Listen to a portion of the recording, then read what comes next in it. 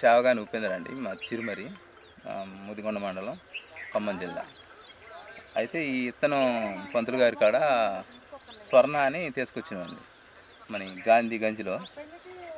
అయితే ఈ ఇత్తనం ఇన్నాళ్ళ మంచి వేసిన ఇత్తనం కంటే ఈ ఇత్తనం చాలా బెటర్గా అనిపించింది.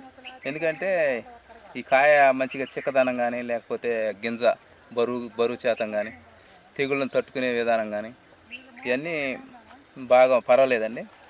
ఇది పోయినసారి ఫస్ట్ సారి 22 క్వింటాలు అయింది, 2 ఎకరాలు. ఇప్పుడు కూడా అంతే అయింది. మళ్ళీ ఒకసారి కూడా ఒక 10 క్వింటాలు, మొత్తం 25 నుంచి 30 లోపు ఎకరానికి తేలే అవకాశం ఉందండి. ఈ బరువు శాతం బాగుంది, తెగుళ్ళకైతే బాగా తట్టుకుంటుంది. ఈ ఇత్తనం సాయిలక్ష్మి ఎంటర్ప్రైజెస్లో తీసుకొచ్చానండి.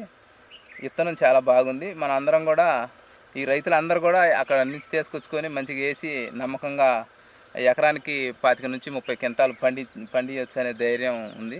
అట్లే అందరూ కూడా తీసుకొచ్చుకొని మన రైతులంతా అట్లా వేసుకోవచ్చు అని ధైర్యంగా నేను చెప్తున్నాను.